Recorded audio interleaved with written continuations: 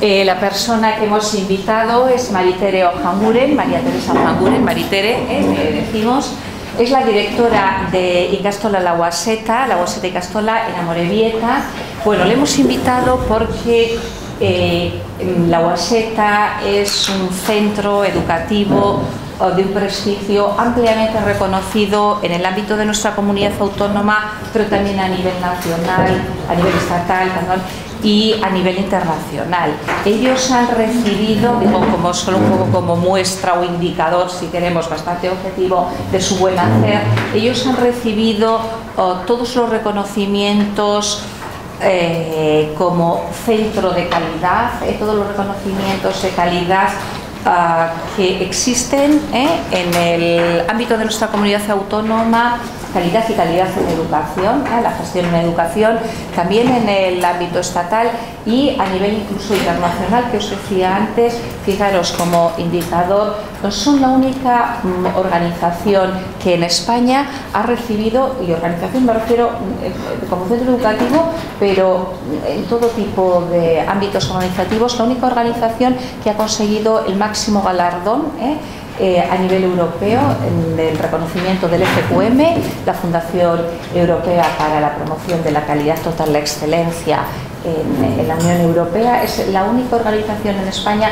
que ha recibido el máximo galardón que otorga esta organización, aparte de todos los que otorga Euskalit, nuestra Fundación Vasca para la Promoción de la Calidad. Bueno, llevan 2 semanas preguntando a Maritere que quién iba a venir. Esto es casi el secreto mejor guardado. No les habías dicho el nombre, ¿eh? Era sorpresa, Bien. Hasta el último momento. O sea, va, pues entonces la primera pregunta. Un gran interés en quién iba a venir y de qué centro educativo, así que si hay alguna cuestión primero en relación a la presentación del a ver, sobre la presentación, yo creía que sabíais que venía yo y la primera pregunta para entrar que iba a preguntar yo, que no sé cómo queréis organizar la sesión. Lo primero, daros las gracias y disculparme si todo lo que hagamos a partir de ahora pues no cubre vuestras expectativas. Yo le agradezco a Ana y a la universidad la presentación, pero bueno, del mismo modo que puedo hablar de cosas que hacemos bien, puedo decir exactamente lo mismo de las cosas que yo como directora no estoy nada satisfecha. Quiero decir que esto dejemos claro que todas las organizaciones tienen aspectos positivos y negativos. Yo os haría una primera pregunta. Aquí algunos ya estáis con el ordenador. ¿Cuántos habéis entrado ya en las redes a buscarme? Levantar la mano sin miedo. Nadie ha entrado y ha puesto mi nombre, no sabíais el nombre hasta ahora. ¿Y qué estáis haciéndolo ahora? Tampoco. Bueno, pues esta no es un aula del siglo XXI. A ver, y os invito a que lo hagáis. Es decir, la primera cuestión, para empezar, esto se supone que iba a empezar con mi Mac y no ha habido conexión, ¿vale? Estamos hablando de innovación. La innovación, esta es la primera cuestión que tenemos. Cuando alguien, y aquí podemos hablar y os dejo libre simplemente para que preguntéis, porque como no puedo tener un soporte de trabajo, intentaremos hacer lo más interactivo posible la intervención. Hacéis preguntas. A la innovación o al caso es un estudio de casos sin más, que podría ser cualquier otro, ni bueno ni malo. Podemos acercarnos de varias maneras. Podemos acercarnos desde el punto de vista de la institución, hablar de la organización, de la Ikastola, del centro, de cosas del centro. O si hablamos de organización, también podemos hablar de la función directiva, lo que es de las personas que se dedican a la organización. Hay 2 enfoques, el personal y el institucional. Algo que tampoco ha comentado Ana, y también os diré que también formo parte del Consejo Escolar de Euskadi, ¿vale? Entonces soy la responsable de la Comisión de Organización Educativa y de instituciones educativas. Quiero decir que también está la dimensión no solo de un centro, sino la dimensión del sistema, en el que también formo parte y trabajo desde el último año. Entonces, yo diría que los retos actuales de educación como institución, yo solamente os voy a decir dos soportes y luego os dejo que preguntéis. Nuestro centro y mi trabajo como tal, por eso decía en la red y en todos lados cuando me presento, yo diría que que todo mi desarrollo profesional como persona, yo hablo aquí como Maritere, es decir, no represento a nadie más que a mí misma, con una trayectoria profesional. Pero en esa trayectoria profesional de 30 y tantos años ya, que ya me quedan 2 cafés para dejarlo todo, yo diría que ha habido como 2 monedas o 2 caras de la misma moneda que han llevado o me han llevado a donde estoy. Una, que es el trabajo en la calidad y en la organización, lo que sería dirección, gestión, liderazgo, etcétera. Y luego estaría lo que llamaríamos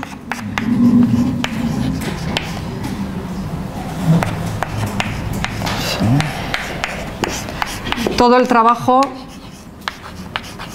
en procesos de enseñanza-aprendizaje, que no se pueden separar a mi entender.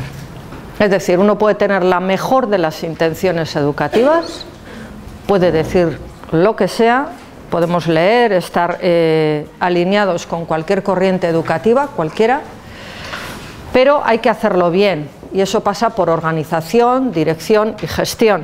Es decir, si las cosas no se hacen bien, las intenciones fracasan, y la mejor de las escuelas y las direcciones fracasan. Por lo tanto, en los 2 ámbitos que se alimentan y se retroalimentan, yo diría que estaría la clave de conseguir una innovación. Y la innovación, a mi forma de ver, no es más que un proceso de revisión continua y de mejora en los 2 clavos. Es decir, cualquier déficit, cuando hablamos de la gestión, normalmente la dirección siempre trabaja con la gestión de la insatisfacción. Aquellos aspectos que funcionan mal o no son satisfactorios se deben de convertir en la base de algún cambio, de mejora, y cuando esa mejora es sistémica o afecta a muchas cosas, es cuando nosotros llamamos innovación. En este momento nuestro centro empezó trabajando mucho desde la convivencia y los planes de convivencia y toda la filosofía de la autorregulación y la educación emocional. Nuestro centro, el eslogan del centro es desarrollo personal para construir sociedad. Por lo tanto, este eslogan, que se definió en el año 95, ya en sí, cuando hablábamos de desarrollo personal, la primera parte de la frase nos mandaba a unas referencias educativas que no tenían que ver con el currículum, no tenían que ver con la asignatura de matemáticas, no tenían que ver con las programaciones educativas, sino con el desarrollo personal, con la neurociencia, el desarrollo humano, aprender a convivir, desarrollo emocional. Y esto era la primera parte. Y luego, para construir sociedad, en la medida de que aquellos proyectos o lo que hiciéramos y lo que el alumnado hiciera se convirtiera en un compromiso con la mejora social. Partiendo de ahí, en el año 95, y que fue un poco por donde empezamos a innovar junto con los mecanismos de gestión, trabajando encuestas a familias, alumnado, profesorado, recoger información y trabajar la información para la mejora, pues en este momento os diría que el último proyecto, lo último en lo que estamos, os dejo algunas palabras clave, como pueden ser la educación personalizada, el conectivismo y la aplicación. En este momento estaríamos con la implementación de las tablets en todo el sistema, lo que es el proyecto L-Digitala, que es todo un proyecto de digitalización educativa, que detrás, ya digo, lleva detrás todos los conceptos de desarrollo personal, pero a través de la digitalización. Quería haber entrado, pero algunos probablemente, si podéis entrar en iTunes U, no sé quién es, en iTunes bajáis música, ¿no? Pues ahí arriba y uno pone iTunes U y ahí están todos los cursos en abierto, que es un concepto de aprendizaje en abierto, y ahí hay unos cursos y unos proyectos que nuestro profesorado está trabajando para que el alumnado desde los 10 años en adelante pueda trabajar en abierto con metodología de que he visto aquí, de Learning by Doing, aprendizaje por proyectos, por resolución de problemas, es decir, en base a todas estas metodologías. Y hasta ahí puedo leer, ya me podéis preguntar. Me hubiese gustado tener imágenes, que realmente es otra de las formas en que el alumnado del siglo XXI aprende, que es a través de imagen, de conectar. Por eso decía yo que en principio lo esperable es que, sabiendo quién viene, pues ya el flipped classroom, ¿no? Es decir, sabiendo quién viene, la gente normalmente, aunque sea en el móvil, cotillea, y entonces según qué fuentes, que es lo primero que tiene que aprender nuestro alumnado, qué fuentes se utilizan para documentarse. Podemos utilizar la página web del centro al que procede, podemos utilizar otras redes como LinkedIn, no sé si os suena todo esto, Facebook, os suena Pinterest, os suena Twitter, bueno, en Twitter entré ayer, o sea, no es una red que me guste mucho alimentar. O podemos utilizar los foros, a ver qué se cotillea sobre tal persona, que es otra cuestión también de que el alumnado y las personas tienen que saber dónde se documentan o informan, es decir, si se documentan en la red de cotilleos y frustraciones. Todos sabemos que el Internet tiene toda una red de gente que habla en mayúsculas y en una manera, y luego están otro tipo de redes. Bueno, todo ese mundo de acceso a la información y el aprendizaje es el reto de la nueva forma de aprender, y ahí es donde en este momento estamos trabajando principalmente en el centro. Y de hecho, este mismo jueves, el día 11, se ha organizado un evento en el centro donde vendrán gente de Aragón, Barcelona, Madrid, Cantabria, Álava, Vizcaya, todo Euskadi, y nuestro alumnado va a ser el que forme a ese profesorado que viene, se supone, es una jornada de puertas abiertas, no para conseguir matrículas, sino para otros centros, y van a haber profesores y gente de otros centros donde el propio alumnado, niños de 10 años y de 12 años, serán quienes a través de unas sesiones de showroom y de enseñar lo que hacen en clase, se convertirán en formadores de los docentes que nos visiten. Tenemos una comisión de voluntarios de 10-12 años que se han autodenominado los Sherpas, es decir, los que van a hacer de guías y ayudarles a entender a las personas que vienen. Y este detalle os daría un poco la idea de en qué momento o en qué retos estamos educativamente intentando iniciar, dando los primeros pasos en el centro. ¿Esta innovación qué finalidad y objetivos tiene?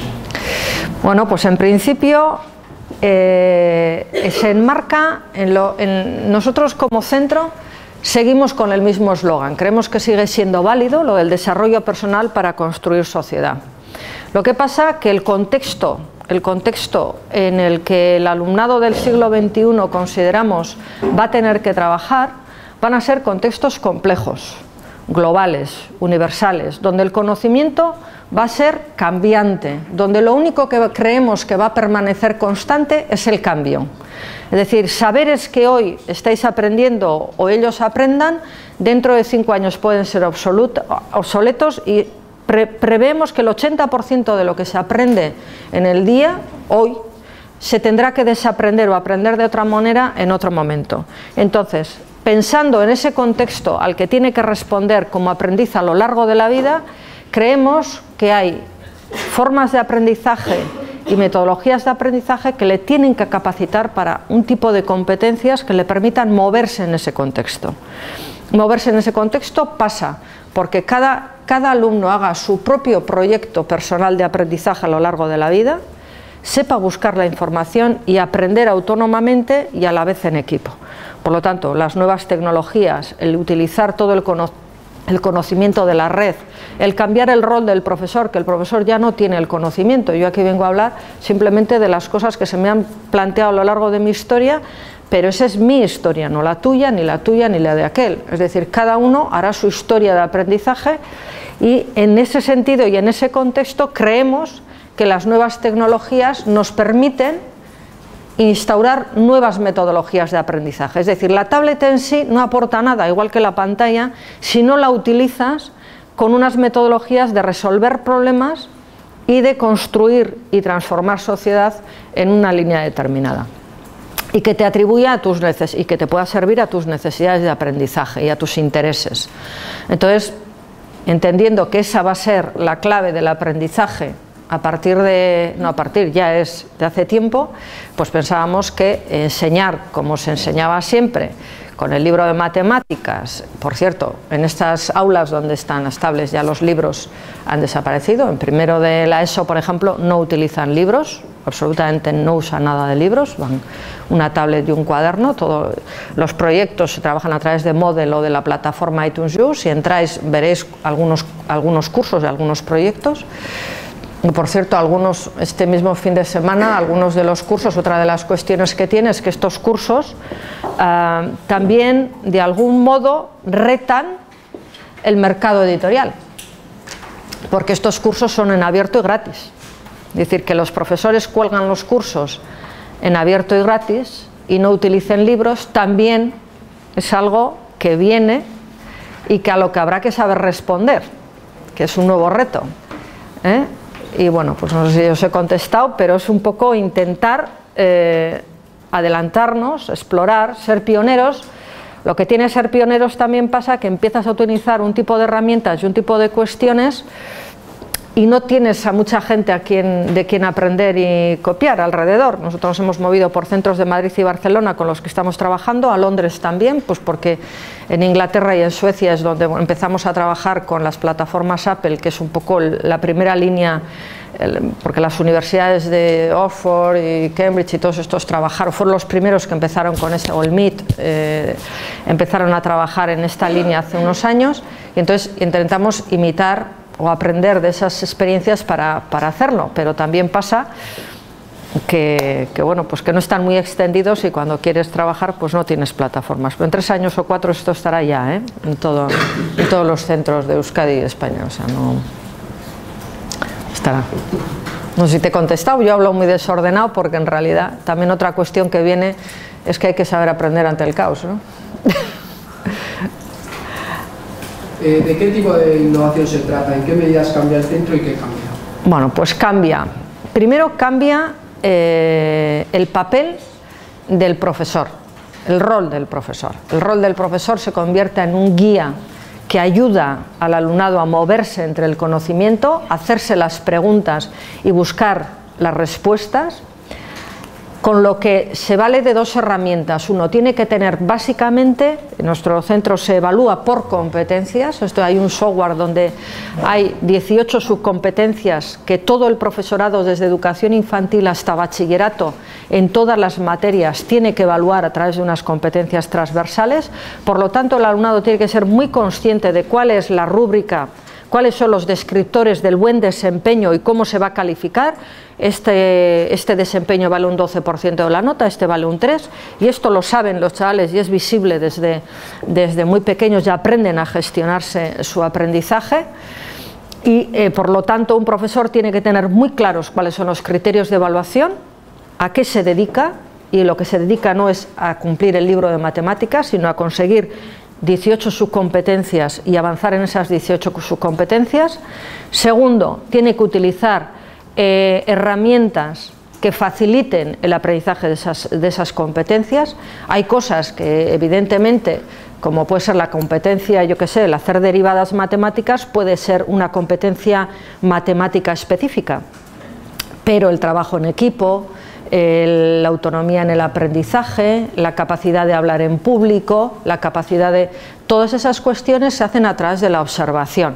Por lo tanto, cambia el rol de lo que se hace en clase, esa es la primera cuestión, es decir, el profesor tiene otro rol, se dedica a acompañar al alumno cuando tiene dificultades, a adaptar los objetivos en función de los aprendizajes. Hay alumnos que van muy por delante y por lo tanto hay que acelerarles o enriquecerles el programa, otros pueden estar en el programa intermedio y otros necesitan repetir muchas sesiones. Para esto la digitalización es una herramienta que nos permite que uno avance muy rápido, otro normal y otro más, pueda repetir todas las veces que necesite las sesiones o los instrumentos de aprendizaje, por lo tanto le puede personalizar. Y en ese sentido yo diría que serían los 2 retos, es decir, el rol del profesor, la evaluación en su parte, y por otro lado la digitalización, el tipo de materiales y herramientas que utilizamos para aprender. Esas 2 cuestiones serían los 2 cambios fundamentales que se provocan, ¿De qué elementos o componentes del centro cambia esta innovación? ¿Cómo se ha introducido?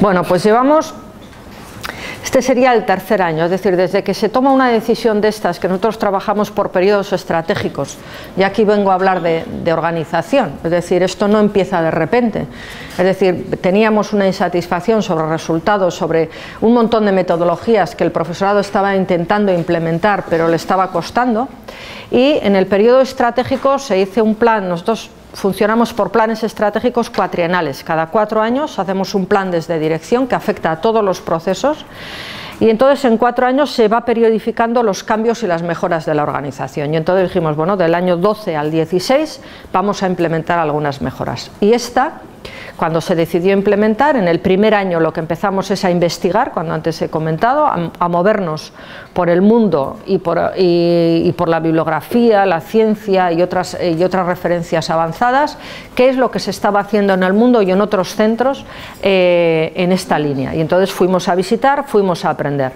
En el segundo año empezamos a hacer lo que decimos el pilotaje. Es decir, empezamos con las tablets, pero en vez de que todo el alumnado tuviera tablets, lo que hicimos es implementar. El centro se hace con un volumen determinado, 15 tablets por aula, que el alumno no tiene el suyo, sino que están en el aula para disponibilidad del alumno, y se hace la combinación de 3 proyectos que estaban en vivos. Uno era educación infantil, que era ThinkShare, si veis, cuando entréis en nuestra página web lo veréis, un proyecto que se estaba llevando en educación infantil basado en las inteligencias múltiples de Gardner, en las rutinas de pensamiento y en la creatividad. Bajo esos 3 pilares, en educación infantil había el grupo de profesores estaban trabajando para innovar. Entonces ahí, para apoyar a esto, se meten las tablets, los chocos de aprendizaje, y se hacen una especie de menús, de apps. Otra referencia bibliográfica, ahora Howard Gardner, ya el último libro es la generación apps, la generación app. Entonces los alumnos acceden a esos. No sé si habéis visto en internet un vídeo muy famoso de una niña en YouTube que cree que la revista está estropeada porque es una tablet estropeada. ¿No habéis entrado nunca? No, pues entrar en YouTube y ponéis niña que cree que la revista, o bebé, creo que se llama así, bebé, con una revista que cree que es una tableta estropeada o algo así. Si lo veis, entendéis. Bueno, pues los niños con el dedín hacen sus menús, mientras uno puede trabajar con apps de lógica, otro puede estar con apps de música, otro de creatividad y colores, es decir, trabajan por chocos con esto. Este era uno de los proyectos el año pasado. Otro era el Science en inglés, desde tercero de primaria, trabajan la tercera lengua de inmersión. Entonces somos en Ikastola, lógicamente la lengua vehicular es el euskera. Y entonces se introdujo el inglés como asignatura, pero vehicular, de las ciencias. Entonces, para apoyar en esa asignatura también se introdujeron las tablets, porque hay un montón de juegos y de aplicaciones sobre el universo, la biología, la fotosíntesis en inglés, que los chavales podrían trabajar la investigación y proyectos a través de la lengua. Y luego en secundaria, en tercero y cuarto de secundaria, en los proyectos de comunicación, donde las 4 lenguas que hay en el centro, ahora está la quinta, el alemán también, pero el año pasado había 4.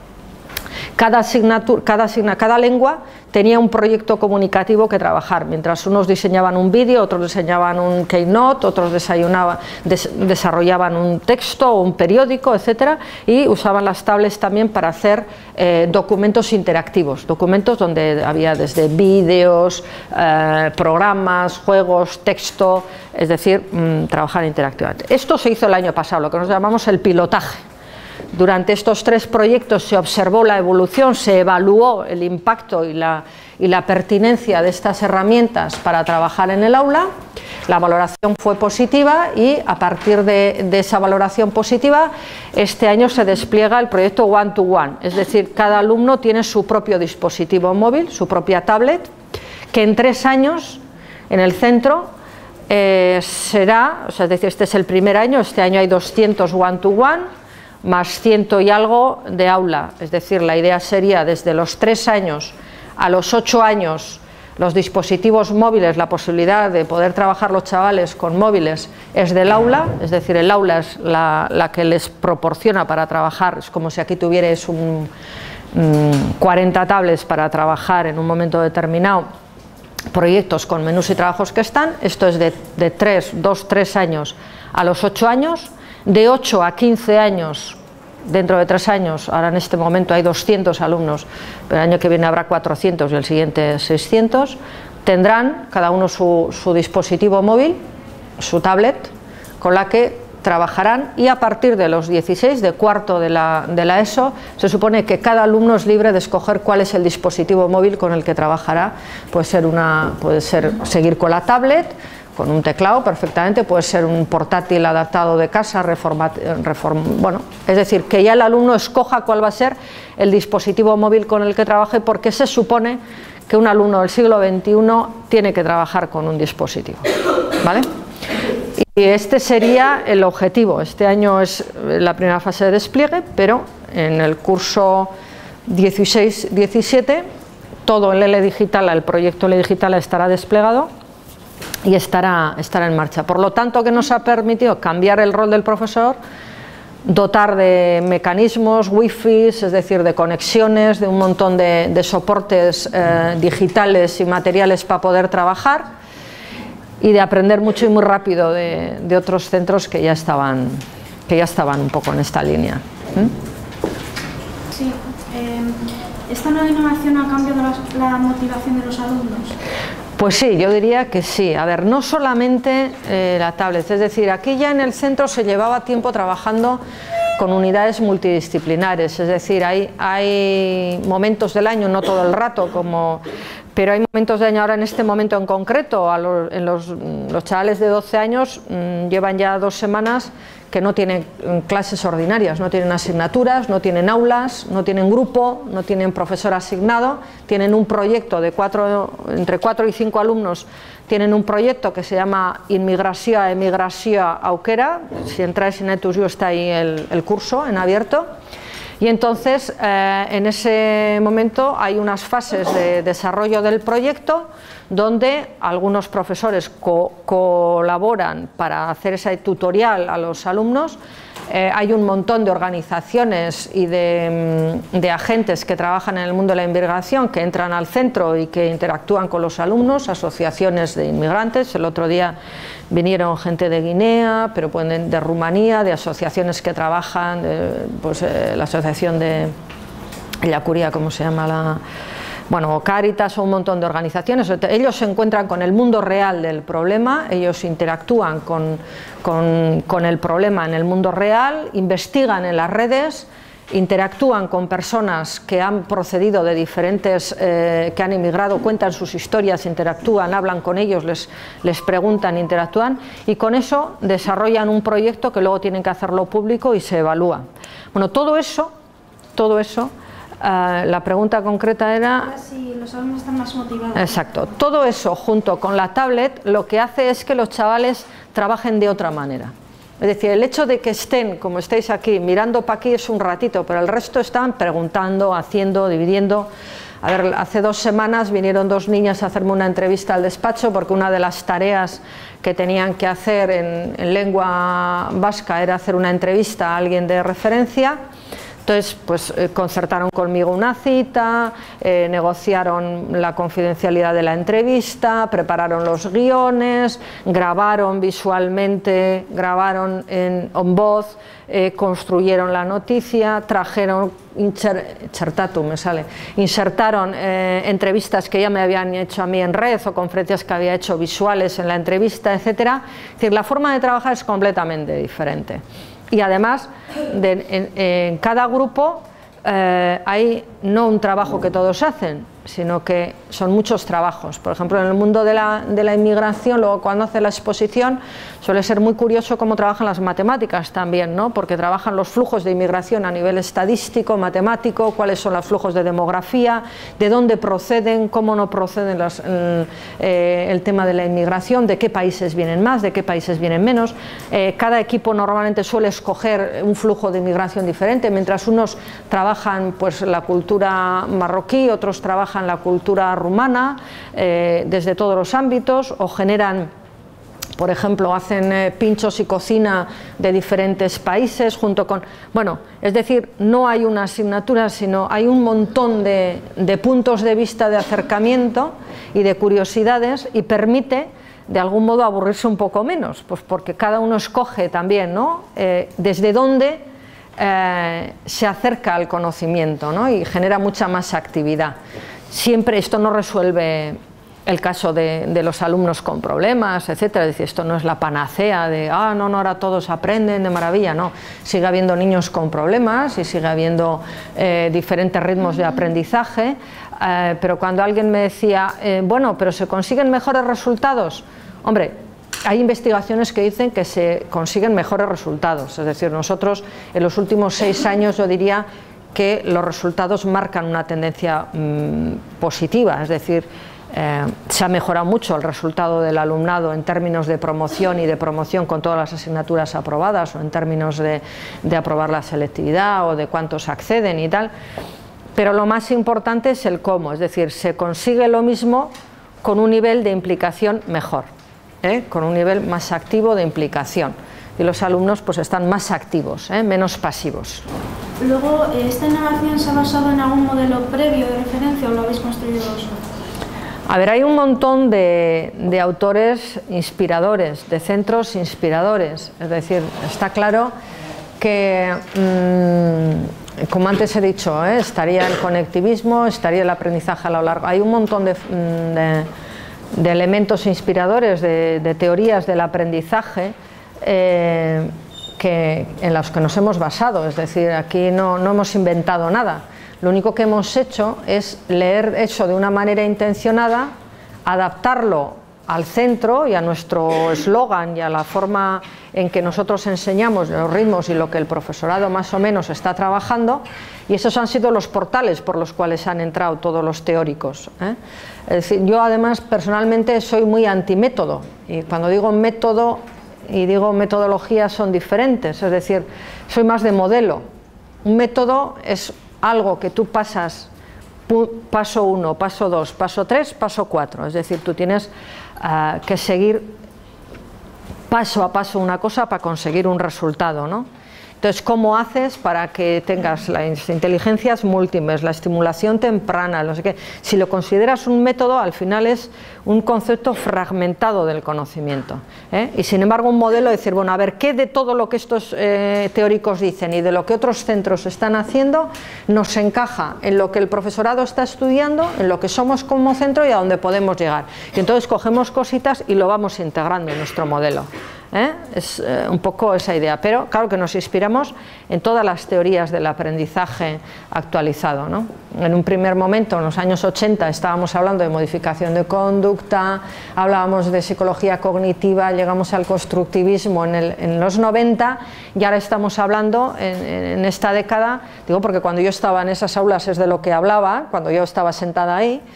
Y ahora, sin embargo, se está hablando de aprendizaje personalizado, se está aprendizaje a lo largo de la vida, conectivismo, en fin, se hablan de otros tipos de teorías del aprendizaje y del conocimiento y del desarrollo de la inteligencia. Bueno, pues nos basamos en todas estas teorías, que son seguramente las que estáis aprendiendo ahora. ¿Por qué habéis llevado a cabo esta innovación en este momento y qué necesidades habíais detectado? Bueno, para empezar, ya arrastramos una tendencia desde el año 95 a estar continuamente evaluando todos los procesos de enseñanza-aprendizaje y el funcionamiento del centro. A partir de ahí, todos los años tenemos unas áreas prioridades de mejora, de formación del profesorado, de cosas, de las encuestas que hacen el alumnado, por ejemplo, ya desde el año, ya va casi para el año 18 o 20, desde los 12 años al bachillerato, cada 2 años se evalúa todo su profesorado, además la Universidad de Deusto nos ayudó en esto, en una encuesta de 66 ítems que evalúan los procesos de evaluación, de enseñanza, etcétera. Todo el alumnado opina sobre todo sus profesorados. Y entonces, a partir de todos estos mecanismos de evaluación y autoevaluación de centro, te van saliendo áreas de mejora, ¿no? Áreas de mejora que el profesorado quiere, que las familias quieren, que el alumnado quiere, y que en base a eso vamos cambiando e introduciendo mejoras. Entonces, en base a todo eso y a las líneas de aprendizaje que antes ha comentado tu compañera, de líneas en que hay que ir mejorando e innovando, en base a todo esto decidimos unas líneas estratégicas de mejora, es decir, que la innovación en el aula sea un hecho. No solamente sea una teoría que tenemos, sino que se visualice de facto cuál es aprender y que nuestro alumnado sea capaz de afrontar la innovación como un reto de su vida diaria. Es decir, el alumnado del futuro va a tener que afrontar la innovación y el cambio como el primer eje de su aprendizaje. Basándonos en esa necesidad, teníamos que transformar lo que en las aulas hay. Y a partir de ahí hicimos un plan de actuación y es lo que estamos llevando a cabo. Todavía empezando, 3 años llevamos. ¿Y qué condiciones y factores han favorecido y facilitado esta innovación? Bueno, yo, para empezar, nuestro centro es una cooperativa de familias, ¿vale? Es una cooperativa de familias, por lo tanto, la toma de decisiones se hace en la Junta Rectora, quien no es el director solamente, sino 11 representantes de padres y madres del centro, controlan y hacen seguimiento de la dirección y de los resultados del centro mensualmente y anualmente, y todos los presupuestos, etcétera. Y entonces, a raíz de ahí, entre las necesidades de la familia y las necesidades del centro, del profesorado, se llegan a conclusiones, y lo que facilita es que las tomas de decisiones se pueden hacer de una forma autónoma en el centro. Es decir, en redes más complejas, donde las tomas de decisiones están fuera del centro, este tipo de decisiones ágiles son más difíciles. Aquí nos valemos autónomamente, los representantes de las familias, la dirección y tal, tomamos la decisión y a partir de ahí se empieza a trabajar. No dependemos de agentes externos para tomar decisiones, eso es un factor muy importante, la autonomía de centro.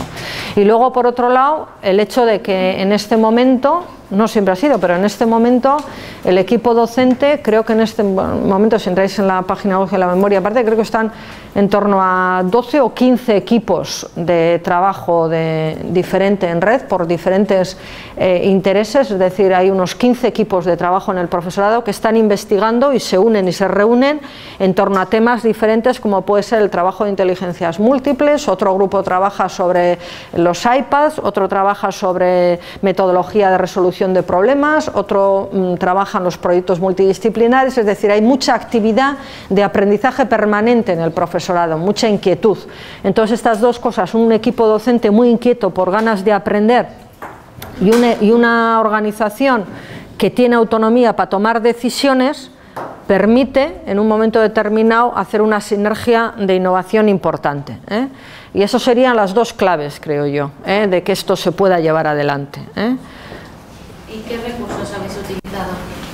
Bueno, pues el conocimiento del profesorado y la tablet. La tablet es probablemente el recurso más caro, pero lo que hemos hecho como centro es negociar con los distribuidores de tal manera que las familias pudieran tener, porque esa es otra de las cosas que podemos hacer y debemos hacer en dirección, facilitar que eso no encarezca a las familias. Entonces hemos negociado un contrato de tipo renting, donde las familias puedan escoger o pagar todo de un golpe, pagar en 3 plazos, o en 25 plazos pequeñitos con una tal, más unos descuentos por coger tal, es decir, intentar también como equipo, al ser una cooperativa, también nos permite trabajar como cooperativa, es decir, ahorrar los costes y entre todos hacer equipo para que las familias más pudientes paguen todo, los que menos tal, y entre todos se gestiona la forma de hacer una compra accesible a todo el mundo.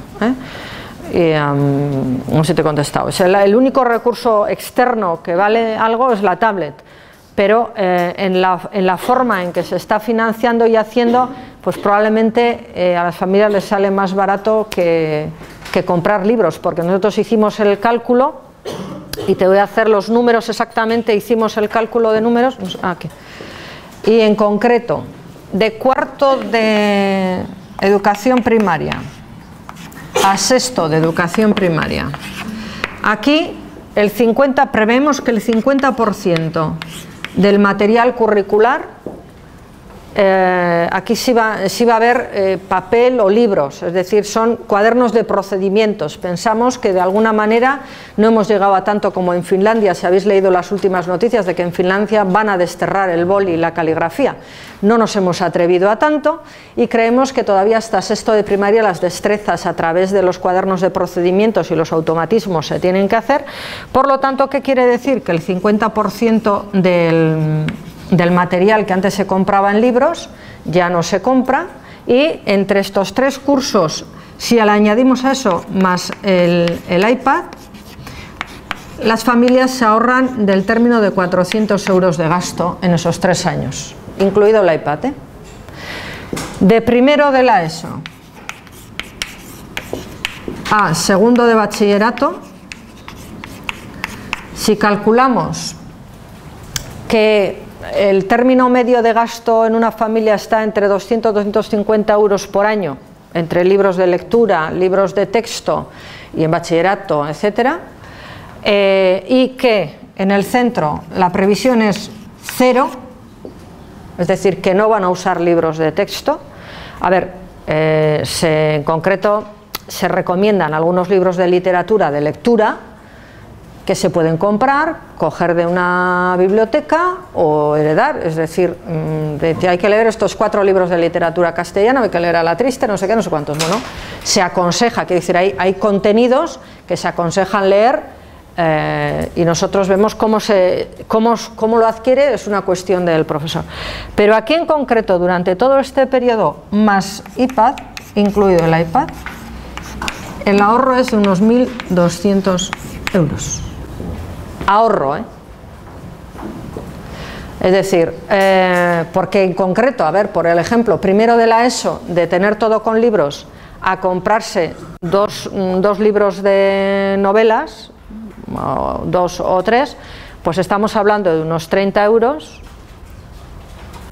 a antes, lo que decíamos, ¿no? Es decir, el aparato es caro si es que haces eso más. Que hay centros que lo están haciendo, ¿eh? Es decir, hay otros centros que han optado por introducir el iPad y lo que hacen es iPad más libro digital, que es lo mismo que antes, solamente que el libro está en el soporte digital, pagan es más barato también, porque el acceso a los libros digitales pues te puede costar 50 o 60 euros, o no tanto como los libros en papel, pero te sigue costando dinero. Y luego utilizas la tablet. ¿Qué pasa? Que la tablet se convierte en una mochila menos pesada para trabajar con una metodología basada en libros más. Hombre, siempre es mejor que el libro estático porque tiene conexiones y el libro digital te permite trabajar de otra manera, pero sigue siendo una metodología unidireccional y no transformas la educación. Por eso he dicho antes, la tablet por sí misma, si no la utilizas de una manera innovadora y rompiendo un poco las dinámicas de aprendizaje, puede acabar siendo lo mismo. Es decir, si tú coges el portátil para leer apuntes y subrayar, pues estás haciendo lo mismo que cuando fotocopiabas los apuntes. Ahora, si utilizas el portátil para buscar información, interactuar, hacer mapas mentales, trabajar interactivamente, tal, entonces estamos hablando de otra manera, ¿eh? No sé si te he contestado, ¿eh? Esos son los recursos. Pero el recurso en sí, que cuando se entra a hablar del iPad, siempre entramos con la magia del cacharro. El cacharro es muy bueno y permite muchas cosas, pero permite muchas cosas si uno quiere utilizarlo para eso, ¿eh? ¿Qué dificultades, limitaciones y obstáculos habéis encontrado? ¿Qué miedos tuvisteis a la hora de llevar a cabo este proyecto? A ver, pues dificultades, pues lo mismo que decíamos antes, profesorado, familias. No todo el profesorado está preparado para afrontar esto. Un 20%, 20 y algo por ciento del profesorado que ya es de mi generación o mayor, como tú comprenderás, este tipo de cuestiones les quedan grandísimas, por lo tanto supone un gran esfuerzo, un gran miedo, sabré, no sabré, cómo se puede, cómo no se puede, el alumno va a saber más que yo, bienvenido sea, pues vale, el alumno sabe más que tú, pues lo que no va a saber es vivir más que tú, ¿no? Pero sí sabrá del cacharro, pero el cacharro no es la función del docente. Por parte de las familias, el miedo a sabremos, no sabremos, ellos también han recibido formación, se ha hecho formación expresa con las familias. Miedos de los usos indebidos de la tablet, por lo tanto ha habido que trabajar que las tablets, sobre todo en menores, solamente tengan acceso y que tengan firewall, es decir, para protección de menores, y que no puedan acceder a redes y no puedan ser utilizadas su información o sus imágenes de una forma poco propicia. Por lo tanto hay que trabajar también, es decir, hay que pensar que la era digital potencia, eleva a 10 las posibilidades positivas, pero eleva a 10 las posibilidades negativas de impacto también, ¿eh? Entonces, bueno, pues todo eso ha habido que prever y trabajar. Entonces, ante los riesgos de utilizar mal las redes, hay dos opciones: no las usamos y no las trabajamos para que lo hagan mal los chavales y aprendan en la calle, o lo asumimos como parte de nuestra obligación educativa, y a los críos desde muy pequeñitos les enseñamos los riesgos y la forma de trabajar positivamente con esto. Entonces hay ese tipo de riesgos. Y luego las familias es el miedo a, si yo no controlo esto, ¿cómo lo voy a poner en manos de los críos, ¿no? Pero bueno, esto es algo que siempre hay que pensar, que la innovación, por definición, no puede ser controlada por los que estamos en otra generación. Entonces hay que dejar que la innovación fluya, ¿no? Esos miedos de yo no controlo, y si yo no controlo, ¿qué va a pasar, ¿no? El miedo a perder el control sobre el aprendizaje del alumno, ¿no? No sé si te he contestado. ¿Qué beneficios o resultados habéis obtenido o esperáis obtener?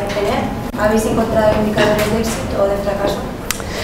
A ver, en términos de aprendizaje, la motivación para el trabajo, es decir, los chavales trabajan más, durante más tiempo, con esta nueva herramienta, ¿eh? No sé cuánto nos durará, llevamos poco, ¿eh? Trabajan más tiempo.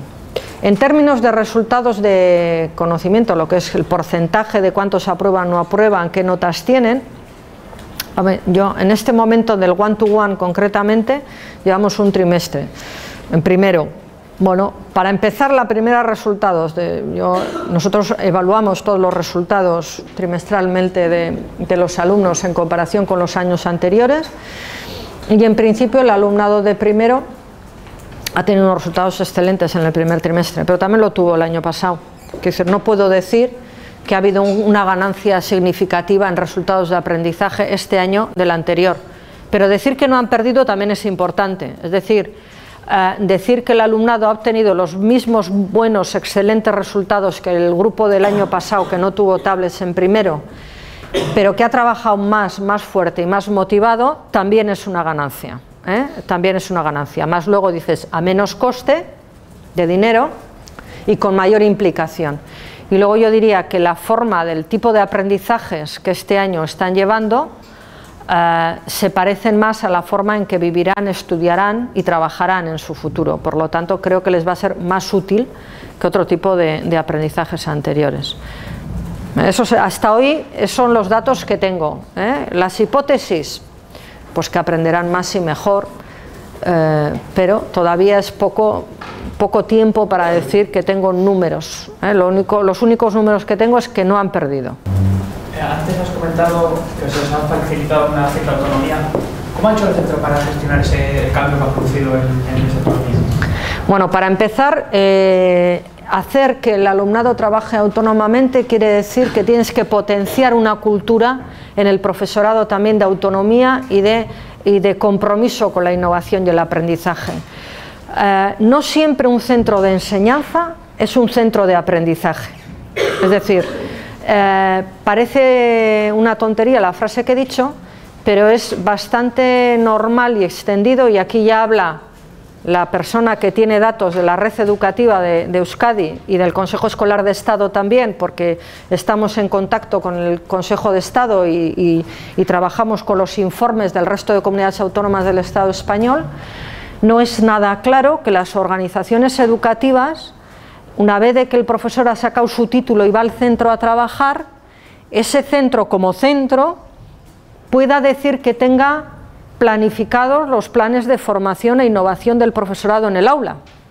En la mayoría de los centros la innovación depende de la motivación de cada profesor con su aula, de las ganas que ese profesor tenga de hacer unas cosas, de lo grado de inquieto que sea y de los recursos que le den, pero no hay una sistemática o un plan entero de centro para acompañar o hacer, ¿no? Nosotros, por ejemplo, una de las cosas que hacemos cuando entra un nuevo profesor al centro, le asignamos un tutor, una persona que le tutoriza durante todo el año. Intentamos que si es chica sea chica, si es chico sea chico, más o menos, pues si es joven, joven, si es, o sea, es decir, que tengan cierta similitud, para que les faciliten comprender todos los procesos culturales del centro, no solo culturales, dónde se hacen las fotocopias, cómo se come, dónde, es decir, cómo nos arreglamos, bueno, aquel no sé qué, el otro no sé cuántos. Es decir, intentamos generar una cultura de aprendizaje permanente en el profesorado y autónoma también. Entonces, si esa cultura no se genera, difícilmente en el alumnado se generará.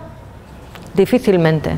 Entonces es importante sobre todo generar culturas, hábitos, tendencias, y no tener miedo a aprender y no tener miedo a equivocarse. Es decir, yo ya digo, no todo el profesorado nuestro no estará, pero también cuento que dentro de 3 años o 4 va a haber un 25% de profesorado que se jubilará.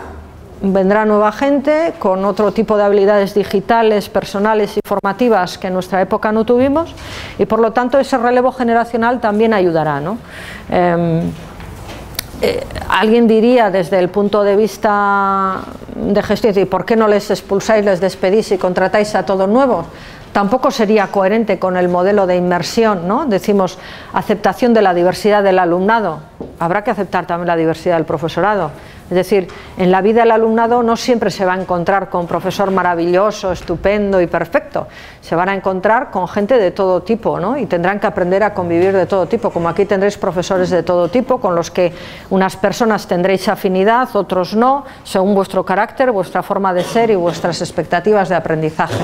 Bueno, pues eso es un poco también lo que nos parece esencial a la hora. Y eso viene, veis que vamos mezclando gestión y aprendizaje. No es posible hablar de procesos de aprendizaje si no hablamos de procesos de organización, de selección de personal, de formación de equipos, de tiempos, de planes de formación. ¿Cómo se lleva a cabo la planificación de la innovación?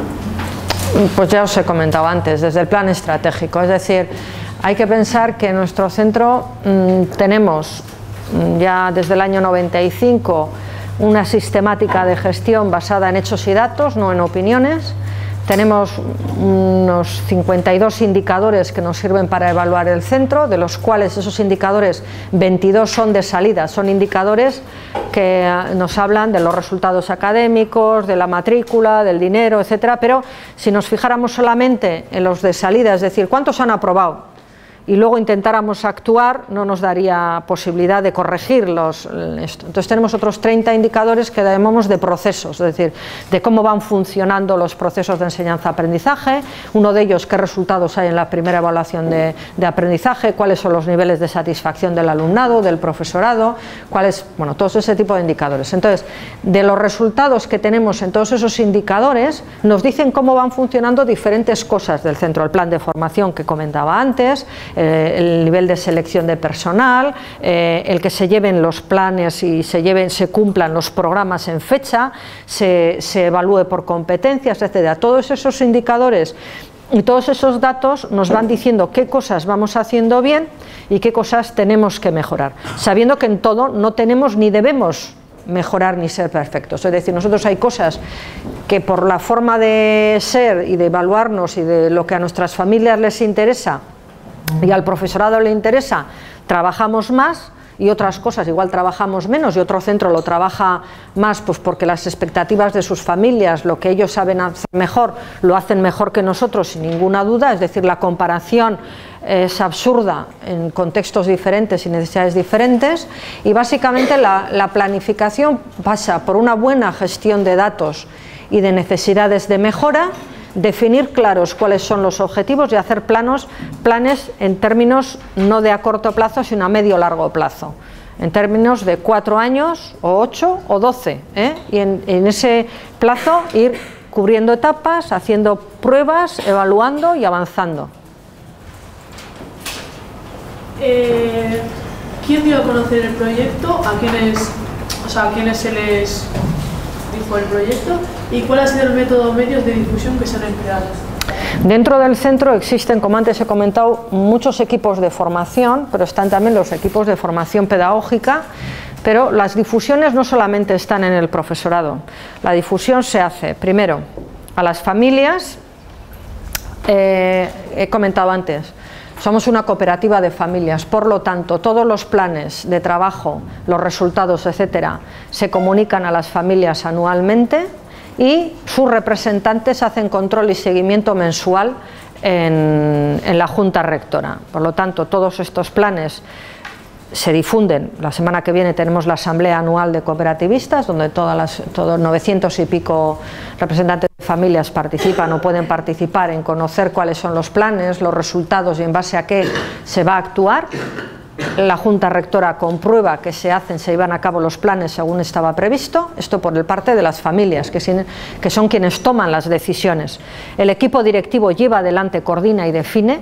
¿Cómo lo hace? Pues lo organiza a través de los equipos de coordinación pedagógica. Los equipos de coordinación pedagógica están compuestos por representantes de profesorado, pero no solamente de los ciclos de infantil, primaria, sino también de los proyectos, de las personas que están trabajando en proyectos, así como del equipo de asesoría psicopedagógica, que son las personas que atienden a la diversidad, los niños con necesidades educativas, forman parte siempre de los equipos de coordinación pedagógica. Estas personas conocen, controlan los planes y en sus departamentos y equipos lo hacen extendido. Pero esto es un flujo de ida y vuelta, es decir, cuando el equipo directivo, como antes he comentado, evalúa los resultados, evalúa en clave de los resultados y los datos que recibe de las personas. En base de esos datos que recibe de familias, alumnado y profesorado, determina necesidades educativas, recoge la información y con esa información hace planes que se devuelven. Por ponerte un ejemplo, el primer día de septiembre, cuando es el primer día de clase no, porque los alumnos no llegan todavía, se incorpora el profesorado al centro. La primera actividad del curso es, nos juntamos en el areto Nagusi, el equipo directivo, reunimos a todo el personal, docente y no docente, y hacemos un informe de todos los resultados del curso pasado, para que todo el mundo conozca los resultados que se han obtenido de aprendizaje, de todos los indicadores de satisfacción de familias, del alumnado, etcétera, o del personal, en función de lo que ha habido. En función de eso, qué prioridades vamos a tener este año para trabajar y mejorar, y a partir de ahí todas las personas en su equipo saben qué 5 o 6 cosas van a ser las prioridades de mejora de este año. Y luego ya esos equipos, cada uno en su equipo, tendrá que hacer el plan anual sabiendo cómo mejorar o cómo ese equipo se va a implicar en colaborar en esa mejora. Cuando salen del areto, ya, bueno, también tenemos un desayuno y bueno, no solamente es esto, también hacemos una recogida un poquito más amable, ¿no?, del primer día después de vacaciones, pero ya una vez de salir ya empiezan a trabajar a construir la mejora del año. Esta es la difusión, un ejemplo de difusión, pero eso es un ejemplo parcial. Inmediatamente después empiezan a funcionar los equipos de coordinación pedagógica, inmediatamente los 15 equipos de formación continua del profesorado también dicen, oye, ¿en qué nos afecta a nosotros? Se ha mencionado que mi equipo de aprendizaje continuo va a ser, o no, mira, es el equipo de iPad. Bueno, este año el equipo de iPad va a tener el doble porque va a tener que ser encargado de formarnos a todos, porque este año el equipo de iPad es prioritario, por lo tanto ellos nos van a tener que asesorar, formar y colaborar con los demás equipos para implementar, por explicaros de una manera. Y las familias lo mismo. Yo ahora la semana que viene en la Asamblea General explicaré cuáles son los objetivos de este año, cómo lo vamos a llevar a cabo. Las familias preguntarán, unos estarán de acuerdo, algunos no estarán de acuerdo, se aprueba o no se aprueba el proyecto y seguimos adelante. ¿Quién o quiénes tomaron la decisión de adoptar realizar esta innovación? ¿Cómo se tomó y cómo fue recibida por el resto? Pues a ver, como la información la toma de decisiones se hace como antes he dicho, equipo directivo, junta rectora, es decir, la decisión final siempre es del titular, quien va a responder del proyecto, quién va a ser el responsable, si algo sale mal, quién va a responder del proyecto. Esa es la pregunta clave siempre cuando estéis hablando de toma de decisiones. Es muy fácil decir no. El claustro levanta la mano y decide. Y si algo va mal, ¿quién responde? ¿El claustro? Estoy provocando, ¿eh? Podéis discrepar, ¿eh? Estoy provocando, pero es un hecho. Es un hecho. Es decir, una cosa es opinar y otra cosa es tomar decisiones. El sistema de gestión tiene que ser bueno en la recogida de opiniones y en la recogida de necesidades de la gente, como he dicho antes. Tiene que recogerse la voz del profesorado, tiene que recogerse la voz de los equipos docentes, tiene que recogerse la voz del alumnado y la voz de las familias. Y con todas esas voces y esos datos y las necesidades del contexto social y de la sociedad en general, se toman decisiones. Pero ¿quién responde y toma la decisión? En última instancia, la Junta Rectora en nuestro centro. La Junta Rectora, que son los representantes de las familias de la cooperativa, que son quienes van a tener que asumir el coste, van a tener que asumir los objetivos y van a tener que asumir los seguros de toda la situación. Y esto, llevado a cualquier centro y a cualquier cuestión, es ¿quién decide? ¿Quién tiene que responder? Ahora, si esa decisión realmente es buena y está bien hecha en términos de gestión FQM, que es la gestión de la excelencia, esa decisión no debería chirriar con la mayoría del profesorado, ni con la mayoría de las familias, ni con la mayoría del alumnado, porque eso quiere decir que ha habido una buena recogida de información de necesidades. Ahora, puede haber gente que no esté, que discrepe, pero en teoría una buena gestión debería de haber recogido la información con el sentir de las mayorías de la gente, el sentir de las mayorías, ¿vale?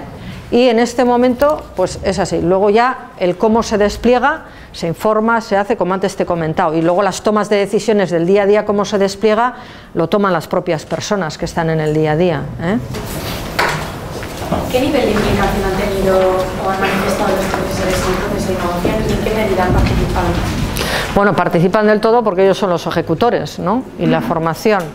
A ver, yo en este momento diría que la colaboración es excelente, es decir, la gran mayoría es una cultura de centro, lo que antes, esto no se hace en un día, es decir, son muchos años en los cuales se ha invertido mucho tiempo, ha habido que hablar mucho y ha habido que reflexionar mucho para que, aunque haya gente que discrepe, comprenda, a ver, yo no lo sé, no comparto, pero entiendo qué es lo que hay que hacer, que es un grupo de gente que estaría por el otro lado, igual que en esto, que vamos lento, porque hay gente que dice, hay que ir mucho más rápido, porque tal, porque yo ya sé, porque aquel proyecto, digo, frena, que todavía los demás no están en ese nivel. Y luego el grupo medio, que es un poco el grupo de la media, que va con los planes poco a poco, formándose, sabiendo que ese es el objetivo y que tiene que aprender y que tiene que hacer. Los ritmos, igual que en el alumnado, son diversos, los ritmos son diversos, pero la actitud es la que es general. La actitud general en este momento es de colaborar, es decir, todavía hace 3 semanas un grupo de cuarto, que estaban ahora con los iPads, estaban muy nerviosas las tutoras, de Maitere, queremos hablar contigo, con la dirección, porque estamos muy nerviosos, no tenemos muy claro si vamos a un buen ritmo, si tal, las expectativas que tenéis. Bueno, pues yo me reúno, lógicamente, y en la dirección, ¿qué os pasa? ¿Qué necesitáis? ¿Qué recursos? Bueno, nos gustaría esto, bueno, pues vamos a negociarlo, hacerme un plan, en enero lo volvemos a hablar, intentamos mejorar o revisar el plan que hemos hecho. Es decir, la fluidez de comunicación tiene que ser continua. Y la escucha, como antes he dicho, y la escucha y la negociación, ¿eh? Ahora, el ritmo del barco no se puede frenar por un grupo, se puede poner más recursos en un grupo, como en un aula. Cuando diriges un aula hay alumnos que van a un ritmo y necesitan un tipo de atención, otro grupo, y cada uno en función de las necesidades. Pues el profesorado exactamente igual, es diverso en sus competencias, es diverso en sus intereses y es diverso en su implicación. Ahora, yo creo que ya después del... Y probablemente en los primeros años, entre el 95 y 2001-2, cuando empezamos a romper las inercias anteriores de funcionamiento, hubo una resistencia muy fuerte a cambiar las formas de funcionar anteriores, pero ya del 2005 en adelante yo diría que la gran mayoría del profesorado está satisfecha, está orgullosa de lo que está haciendo y se siente bien con esta dinámica de aprendizaje, ¿eh? ¿Has recibido formación para realizar esta innovación? ¿De qué tipo ha sido útil? Pues sí, vamos, la formación es permanente. Hay dos tipos de formación. A ver, los proveedores de conocimiento nuestros siempre han sido las universidades, es lógico, y Deusto una de ellas, ¿no? Pero también últimamente, cada vez más, lo que antes he comentado, ha surgido dentro del centro la misma filosofía de Learning by Doing que decimos con el alumnado. Se están generando y se han generado equipos autónomos de formación donde por filia, pues unos les encanta el tema de trabajar con la comunicación, la literatura, no sé qué, bueno, pues hay un grupo de profesores que están trabajando en ello, que son muy avanzados en esto porque les encanta, otros hacen de tractor con el tema de iPads, otros con el grupo UDIN se llaman a sí mismos, que son de unidades multidisciplinares, otros con tal. Es decir, ha habido una autogestión, por decir de alguna manera, de aprender y hacerse redes de conocimiento autónomos, por filias, porque les gusta. Y luego este tipo de gente, pues son los que se encargan de poner en común a los demás y de formar. Es decir, ya sabemos, ay, tengo un problema, ¿qué tal? Ay, mira, Aitor me puede ayudar con esto, o fulano. Entonces sabemos quiénes son los nodos de aprendizaje. Los nodos de aprendizaje, porque hay 3 o 4 que trabajan en esto. Entonces, cuando tengo un déficit en tal cosa, pues igual que aquí, que dices, ay, mira, fulano de esto le encanta aquella materia o hizo aquel trabajo, joder, se le da muy bien, y recurren. Bueno, pues entre los profesores también se han generado esos nodos de aprendizaje y equipos en función de afinidades de conocimiento, de afinidades, gustos personales y de desarrollo. Y está ganando cada vez más protagonismo. Y de hecho hay varias veces al año donde se hace una especie de esos claustros que antes se hacían para levantar la mano para ver qué, pues son claustros para poner en común y explicar en qué está trabajando cada equipo. Entonces todos los equipos que están trabajando sobre cosas explican al resto, estoy haciendo esto, estoy haciendo lo otro, este año estamos trabajando en aquel tema, entonces la gente les pregunta, les dice y se hace una especie de ferias un poco de qué cosas están aprendiendo y trabajando los equipos. Y eso la verdad es que ha generado otra forma de aprender diferente, y más útil, porque todo el mundo de todo no puede saber. Es más fácil saber a quién preguntar cuando necesito, ¿no? Y tener diversidad de gente, que no todos a una a la vez, unidireccionalmente, ¿no? ¿Quién compone la dirección de este centro y qué tipo de funciones cumple? Bueno, la dirección somos 6 personas. 6 personas. Y hemos hecho una transformación, ya en el 95 se hizo una transformación, en el sentido de que las direcciones típicas suelen ser un director general, el director de infantil y primaria y el jefe de estudios de secundaria y bachillerato. Generalmente es así como funcionan los centros. Nosotros ya en el año 95 considerábamos que en el centro había que gestionar más cosas que lo que pasa en el aula y que el equipo era lo importante. Y el equipo tenía que funcionar y hacer funcionar no solo el aula, sino 21 procesos. Yo sé lo que hago con el lápiz, la costumbre de tener Hay 21 procesos que funcionan en el centro. Es decir, desde la economía, la matrícula, la evaluación, hay contratación de personas, funcionamiento de comedor, transporte, es decir, un centro es muy complejo y hay muchas cosas que hay que organizar para que funcionen bien. Yo no sé si alguien ha intentado organizar alguna vez algo. ¿Alguien ha intentado organizar una cena? Sí, fácil, ¿no? ¿A dónde vamos? ¿Quiénes vamos? ¿Quiénes dices? ¿Quién opina? Tal. Complicado, ¿va? Bueno, pues imaginaros eso con 900 y pico familias, 1.368 alumnos, 100 y pico personas trabajando y en vez de organizar una cena, organizar todo un año un montón de cosas. O sea, dirigir básicamente es organizar, ¿vale? Dirigir es organizar. Organizar cosas para que se muevan en un sentido determinado. Es decir, organizar cómo funciona una institución para conseguir un objetivo, una diana. Lo que decíamos antes, la innovación, etc. Bien. Esto entre 3 personas es difícil de organizar. Entonces, se constituye un grupo de 6 personas. 2 por infantil y primaria, 2 ESO batch, 1 gerencia o director general y 1 diversidad o psicología. Estos elementos, cuando se hizo en su día, se supone que se seleccionan por competencias. ¿Por qué el psicólogo y el orientador? Decíamos que el eslogan de la Ikastola es desarrollo personal para construir sociedad. Luego, si el eje es la persona, se supone que como en una empresa de aviones, algún ingeniero de aeronáutica tendría que haber, ¿no? Pues alguien que sepa sobre desarrollo humano y psicología, cómo se aprende, cómo se esto, debería haber, ¿no? Bueno, pues esta fue una de las decisiones que se hizo en el 95 y seguimos con ello, ¿eh? Y luego los 21 procesos se reparten entre los 6, entre las 6 personas, ¿eh? Es decir, hay una persona que puede estar en el equipo directivo pero que lleva comedor, transporte, actividades extraescolares y pongamos por caso la coordinación pedagógica de no sé qué etapa.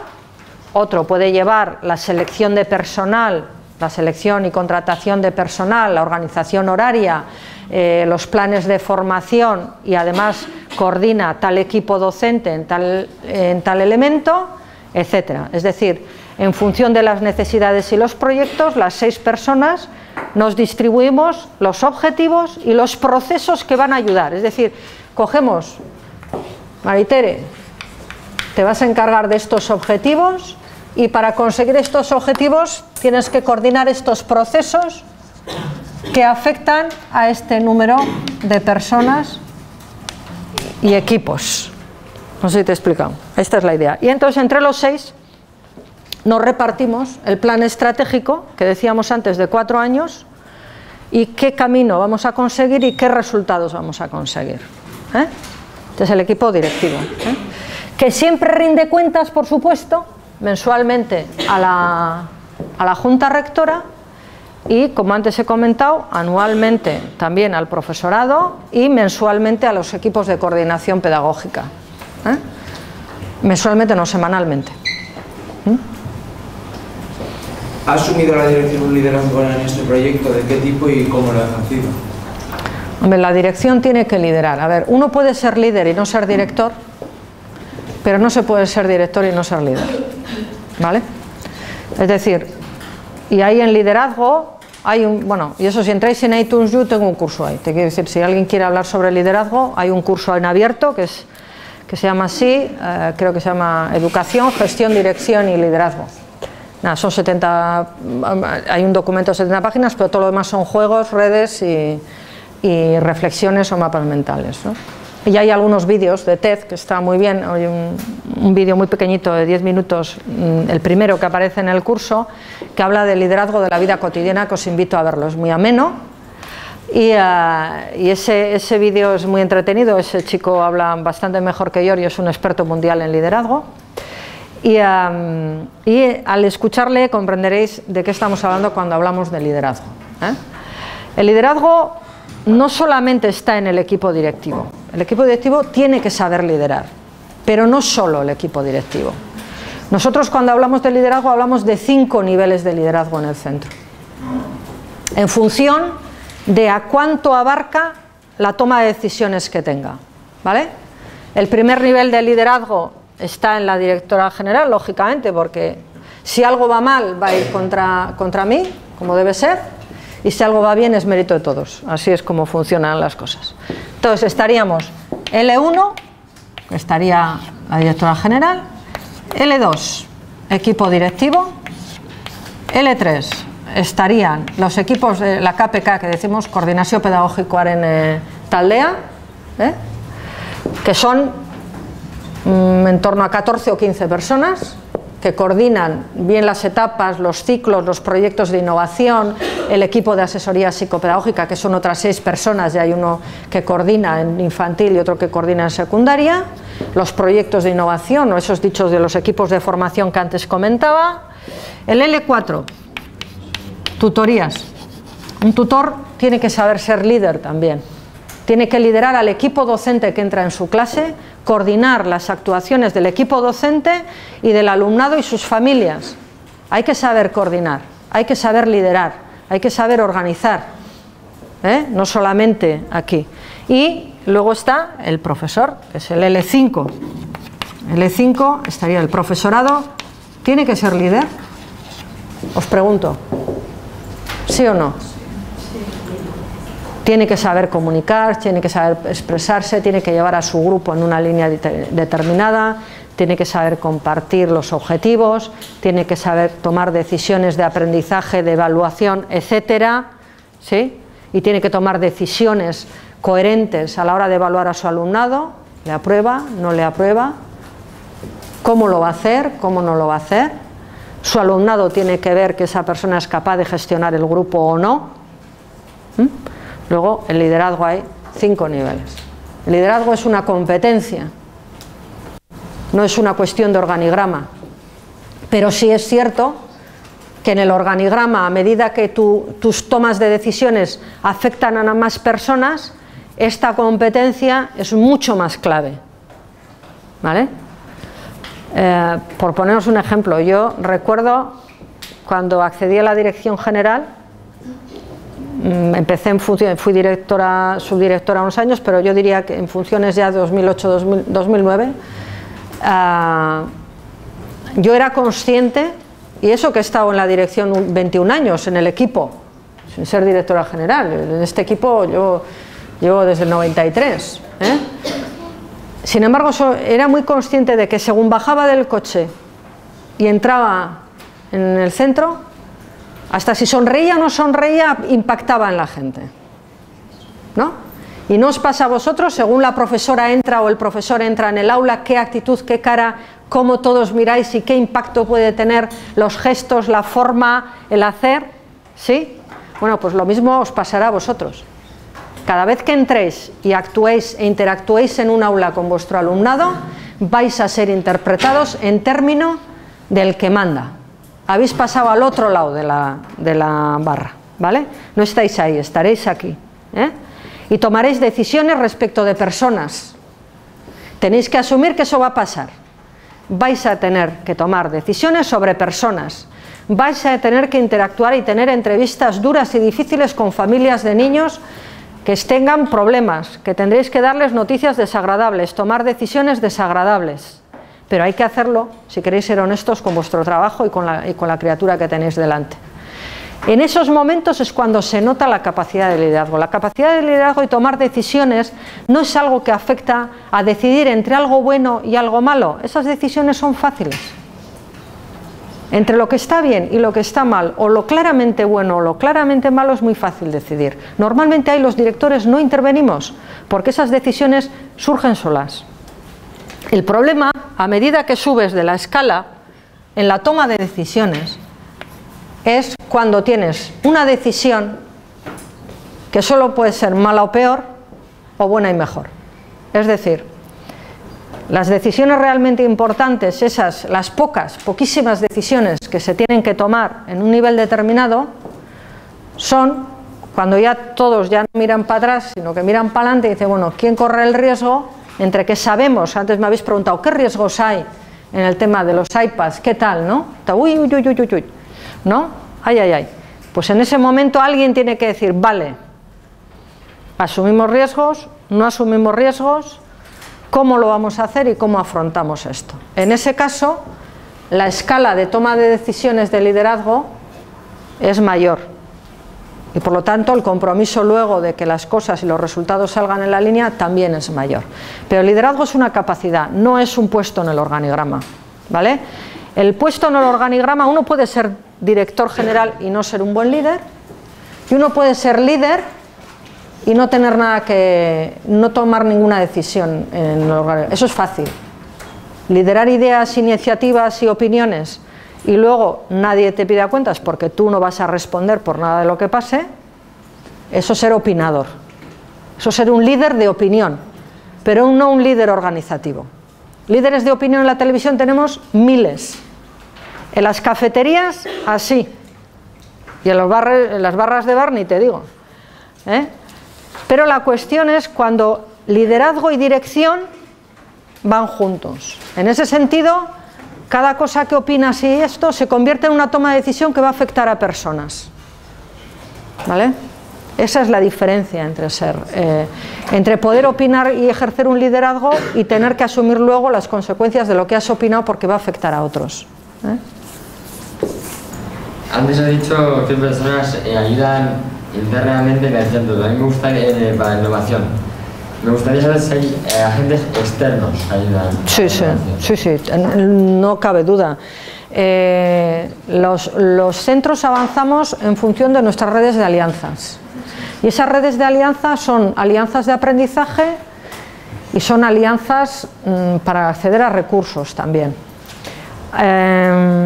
Nosotros tenemos varias alianzas, una, por supuesto, la de un grupo de centros de ikastolas con las que nos coordinamos, que se llama EIBE, que no es Partaide, no es la federación mayoritaria de ikastolas, sino es otra más pequeña, que somos 12 ikastolas de las 3 provincias. También formamos parte de la Federación de Euskadi de Cooperativas de Enseñanza, ERKIDE. En todos estos sitios se organizan intercambios de experiencias de aprendizaje e intercambios de conocimiento. Esto sería por un lado. Luego están, como antes he dicho, las universidades. Nosotros con la Universidad de Deusto y con la de Mondragón también tenemos varios proyectos de formación en temas diferentes. Y también con el ayuntamiento, con la administración. A ver, Ana ha comentado los reconocimientos de calidad, pero bueno, ya durante 2 años hemos sido reconocidos con la agenda, con la bandera azul, o hemos sido reconocidos como Centro de Educación Sostenible. Por lo tanto, ahí hay una red que lleva IOBE sobre la educación medioambiental y les ha reconocido con esto. Ya quiere decir que durante al menos un periodo de 9 años, si has tenido 2 reconocimientos, durante 9 años te has gestionado con un código educativo y de gestión de coherencia medioambiental. Ahí hay otra red de conocimiento importante. También somos centro UNESCO, del centro UNESCO Echea, y por lo tanto ahí colaboramos en varios proyectos de paz y convivencia global.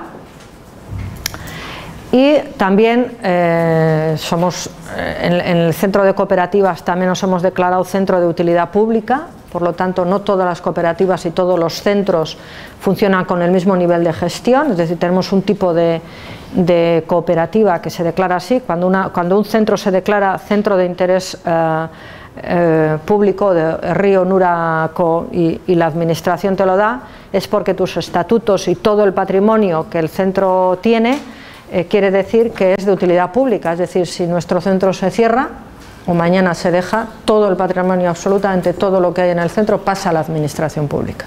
Es decir, nadie de la cooperativa se puede quedar absolutamente ni con un lápiz, ¿vale? Todo lo que hacemos es sin interés, sin ánimo de lucro y solamente con una función educativa. Bueno, aquí hay varias redes. Todo esto que he comentado indica varias redes de colaboración, de conocimiento y de cultura de aprendizaje, ¿vale? Hay más, es decir, nosotros cada vez, por ejemplo, ahora cada vez que nos metemos en un proyecto, por ejemplo, con el tema de este proyecto, tenemos varios centros de colaboración en Madrid, Madrid y Barcelona básicamente, el centro Pere Berger, luego también el Ramón y Cajal de Madrid. Hay varios centros que por su proyecto educativo o en metodologías o en valores se parecen a nosotros y entonces intercambiamos conocimiento y hacemos benchmarking o intercambio de experiencias. Bueno, también con el gobierno de Andorra en este momento ellos están haciendo una transformación de horarios y de la red educativa. Es un país pequeñito, entonces lo pueden hacer y ellos, por ejemplo, están muy interesados en nuestro sistema de evaluación por competencias, en el software, y nosotros muy interesados en cómo organizan los tiempos y los espacios de sus centros. Entonces, ese tipo de intercambios de yo te doy mi sistema de evaluación y tú me enseñas cómo haces la organización por proyectos en los horarios, este tipo de intercambios también son bastante comunes. Cuando nos metemos en un proyecto buscamos quién está en ello. El hecho de trabajar con Apple Educación, por ejemplo, Apple Europe nos llamó en el curso pasado para pedirnos la colaboración de creación de proyectos, y entonces todos los proyectos que tenemos colgados en abierto en Apple, a cambio de que nosotros colgáramos online gratuitamente los cursos de nuestro centro, el centro recibió formación de Apple Europe, o sea, no de esto, sino la mejor, porque cursos colgados puede haber muchos, ¿verdad? Y lo que Apple decía, pero con el nivel de calidad y de excelencia que Apple exige, no tantos. Entonces seleccionó en un proyecto europeo de centros a centros de los estados miembros, de Alemania y tal, y a nosotros nos seleccionó a nivel estatal en España, y entonces nos formó a personal nuestro, a 3 o 4 personas que fueron a Londres, tal, recibieron una formación de élite en términos de creación de cursos online y de MOOCs online y de proyectos, que ellos a la vez nos han formado a nosotros. Es decir, ¿ahí ha habido intercambio de dinero? No. Nosotros no hemos dado dinero, pero tampoco nos ha costado dinero recibir esa formación de nuestro personal. Y a cambio ellos pues tienen unos cursos colgados en su plataforma de una forma de sus valores, que es online, gratuito y en red, ¿no? Que es un poco lo que ellos permiten, y con unos valores también. Esos cursos, si los miráis, en la metodología de los cursos nosotros tenemos unos requisitos de calidad básicos, es que todo curso que se haga sea de Learning by Doing, que sea un aprendizaje por proyectos, todo lo que esté colgado, y que cada proyecto, sea de la materia que sea, tenga un enganche con algún valor de responsabilidad social, que es medioambiental, derechos humanos o construcción social, de tal manera que hay cursos, por ejemplo, y luego también en euskera, que es lo único que está colgado en euskera en iTunes a nivel mundial, ¿no? Y de hecho os digo que esta semana 3 de esos cursos han sido los más descargados, porque ellos tienen el top 10 de descargas, y estoy hablando mundial, es decir, que nuestros alumnos no han empezado a utilizar esos cursos, y a mí cuando me lleva el rapport, por ejemplo, ya hay un curso que está entre los 15 mejores cursos de literatura en esto, y se llama Diario de los Derechos Humanos, y es un proyecto de literatura para primero de la ESO, que lo que enseñan es el procedimiento de trabajo en literatura castellana en la construcción de un diario, trabajando con los diarios de Ana Frank, y todo el proyecto trabaja en base a los derechos humanos, y en torno al tópico de los derechos humanos los críos construyen textos y leen y hacen literatura en torno a la construcción de un diario, de las metodologías y procedimientos de un diario.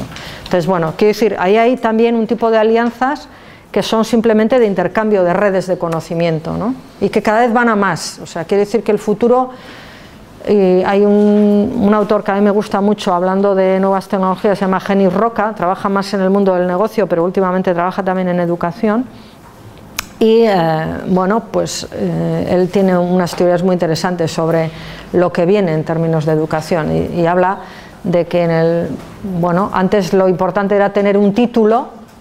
Luego lo importante era tener un título y un máster, y en este momento lo importante es pertenecer a una red de conocimiento. Porque a lo largo de tu vida, estar en esa red de conocimiento te dará un estatus de conocimiento en unas competencias que te darán más o menos valor en el mercado del trabajo y del conocimiento.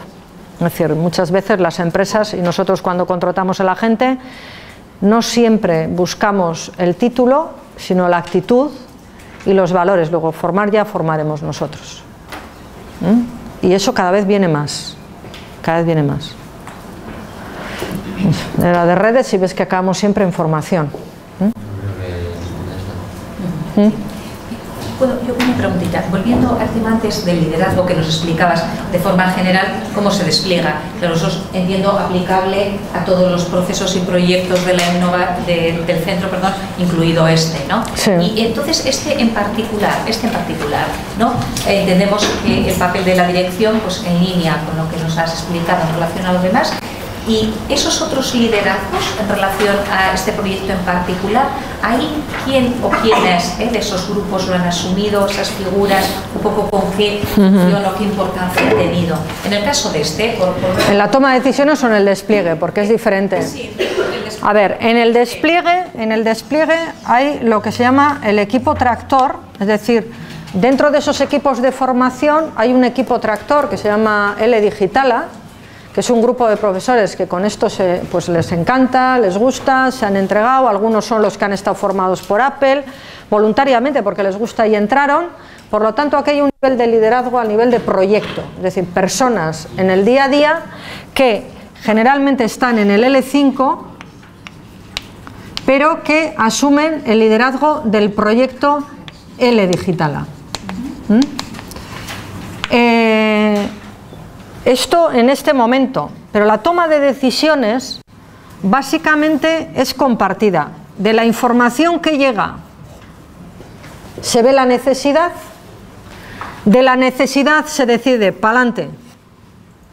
Es decir, de los datos que recibimos del profesorado que empieza a trabajar en esta línea y de esta manera, de los tutores que empiezan a trabajar, porque nosotros aquí, por ejemplo, trabajamos también la agenda digital. Los alumnos y las familias tienen acceso a la agenda del alumno vía digital. Los profesores cuelgan, te toca tragar este proyecto tal, el padre entra, sabe perfectamente que para el viernes día 3 tiene que entregar tal libro, tal proyecto, porque tiene tal cosa, es decir, está informado directamente. Si hay una incidencia de asistencia o de no asistencia, el profesor lo cuelga y en tiempo real el padre que entra lo sabe. También el propio alumno lo tiene es decir, hay un acceso del alumno y un acceso de la familia. Entonces aquí hay una entrada de información y luego un despliegue en diferentes maneras. A cada uno le va a tocar en diferente modo trabajar. Yo probablemente tengo que buscar asumir alianzas, buscar aliados, buscar recursos, buscar apoyos para el despliegue. Dentro del equipo directivo, una vez encontrados los aliados, aquí hay una persona en concreto, dos personas hay, del equipo directivo que se van a encargar expresamente de coordinar este proyecto. Estas dos personas del equipo directivo harán la supervisión, porque todos los del equipo directivo están en la coordinación pedagógica, por lo tanto todos los representantes de todos los equipos y etapas del centro reciben información pertinente y semanal de cómo va el proyecto y a la vez ellos pueden opinar, oye, pues esto no funciona, esto sí funciona, alguna inquietud, por el ejemplo que os he comentado antes, de que el profesorado de tal no estaba un poco desajustado, no se veía inseguro, y dijo, no, queremos un nivel... Queremos que el L4 se reúna con el L1 y L2 porque queremos trabajar, aquí hay un desajuste, no está bien y queremos volver a hablar de esto. Y luego está pues, el L3, por supuesto, que va coordinando ese y otros proyectos, no solo ese. Y luego la tutoría y esto, lógicamente, tienen que estar coordinados porque el tutor es el responsable del impacto en el alumnado, las familias y el equipo docente del despliegue y el equipo de la formación y seguimiento del profesorado. No sé si te he explicado. Cada uno a diferente nivel impacta en ese nivel. Es decir, y en cada caso yo ya ahora en el despliegue de aquí no tengo nada que hacer. Evidentemente yo ahí no voy a entrar a clase a decir a cada profesor cómo tiene que hacer sus proyectos, ni se hace bien ni se hace mal. No es mi trabajo evaluar al profesor en el día aquí. Ya están estas dos personas del equipo directivo que se han especializado, que son expertas en este tema y trabajan con ellos y ayudan, porque su trabajo es ayudar a este equipo y formar parte de este equipo para impulsar. La primera tarea de un líder en el equipo directivo es animar, estimular, apoyar y felicitar a los equipos. Cuando hay alguien que no funciona o algo va mal, se hace en privado, o en mi despacho me toca a mí, porque siempre cuando decimos lo bueno, pero bailar con la más fea le suele tocar, o con el más feo le suele tocar al nivel 1. De decir, oye, ¿qué te pasa? Estás creando mal ambiente, hay gente que le pasa esto, le pasa lo otro, a ver, ¿qué te pasa? ¿Qué te podemos ayudar? A ver, ¿no estás alineado? Bueno, ¿qué pasa? ¿No? Es decir, también hay que hacer ese tipo de cuestiones. Lo mismo con el alumnado que con el profesorado, que con una madre que ha perdido el respeto a un profesor, ¿eh? Pero esto te toca cuando alguien pierde los papeles, pues hay que reconducir a esas personas. Y eso se hace en individual, no se hace en público y en confidencial, lógicamente. Pero básicamente es estimular, apoyar, hacer y animar a que se haga, hacer que se haga. Esa es la labor de los líderes. Sí, yo quiero saber una cosa, a ver si los agentes externos solo ayudan o a veces te imponen hacer algo innovador. Nosotros no nos dejamos. Malo sería que un centro intente, pasa el tema del, como aquellos lo hacen, yo lo copio directamente y me va a funcionar, ¿no? Nosotros, he comentado antes, para llevar adelante este proyecto, visitamos proyectos y nos tomamos 2 años, un año de investigar, otro de pilotaje y el tercero que hemos empezado a hacer. Ha habido gente, yo conozco centros y bueno, igual son capaces de llevarlo a cabo. Nosotros presentamos este proyecto en enero del 2014 y en febrero del 2014 ya se compraron 1000 tablets, para empezar, ¿no? Igual lo pueden hacer, a mí me parece un poco osado, que es que te diga, ¿no? Con ese nivel de reflexión. En realidad los agentes externos no te pueden imponer nada si tú no quieres dejarte llevar. Y es una mala política lo de comprar proyectos de innovación. Hay quien lo hace. Cree que el proyecto de innovación es comprar la tablet. Hay quien cree que el proyecto de la innovación es poner un listado de autores. Utilizamos el método Doman, utilizamos el método de Howard Gardner, utilizamos... y entonces cogen un montón de nombres y apellidos para decir y justificar y avalar que estamos innovando. Y probablemente lo están haciendo. El problema es en qué dirección. Es decir, yo creo que cada centro tiene que saber en qué cosas le gustaría y su gente y su alumnado necesita innovar y dedicarse a eso, porque lo que nosotros en la UASETA hacemos puede ser bueno para nuestras familias y nuestros chavales, pero igual en otro centro no. Tienen otras prioridades, igual de buenas. Esto no es cuestión de comparar. Cuando alguien te da un premio, el premio de calidad que nosotros tenemos, no es porque somos mejores que otros, porque otros lo hacen mal. No, no. El premio de calidad te lo dan porque tú te has puesto unos objetivos y has sido capaz de conseguir esos objetivos de mejora con evidencias demostrables en tu camino, no en comparación con el camino de otro, sino que tú dices que te vas a dedicar a esto y como has dicho que te vas a dedicar a esto, lo has conseguido, lo has evaluado, tienes mediciones, tienes evidencias de que lo has hecho, ¿en cuánto tiempo, con cuántos procesos, cómo lo has hecho? Esa es la pregunta, nunca de este es mejor que aquel, no, es mejor que sí mismo, y en la medida en que es mejor que sí mismo y hace un camino de mejora demostrable, eso es lo que demuestra la evidencia de mejora en calidad. No es, cuando hablamos de calidad no es yo mejor que, o en comparación, y aquel peor, no, tiene que ver. De acuerdo, entonces, pues muchísimas gracias. Nada, a vosotros.